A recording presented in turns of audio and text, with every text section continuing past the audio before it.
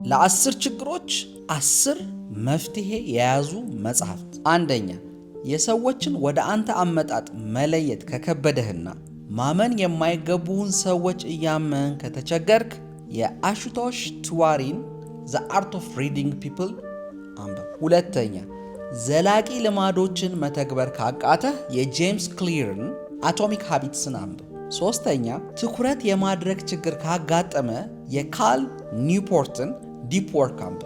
አራተኛ፣ በጣም ቢዚ የሆንክ ነገር ግን ውጤታማ መሆን ካቃተህ የግሬግ ማኪዩንን ኢሴንሻሊዝም አንብብ። አምስተኛ፣ ስራዎችን የማሳደርና የማዘግየት ችግር ካጋጠመ የአሹቶሽ ቲዋሪን ጌት ኢት ደን ናው አንብብ። የማይጠቅሙ ሐሳቦችን በራስ ላይ እያሰብ ከተቸገርክ ወይንም ራስ ላይ ሰልፍ ሳቦታጅ እያደረግ ከተቸገርክ የብሪያና ዌስትን The Mountain is You አንብብ። ሰባተኛ፣ ስሜታዊ በመሆን ብዙ ገንዘብ እያወጣ ከተቸገርክ የሞርጋን ሃውዝልን The Psychology of Money አንብብ። ስምንተኛ፣ ጀምረህ እያቋረጥ ከተቸገርክ የዴቪድ ጎጊንን Can't Hurt Me አንብብ። ዘጠነኛ፣ ከሰዎች ጋር መግባባት ከተቸገርክ የዴል ካርኔጊን How to Win Friends and Influence People አንብብ።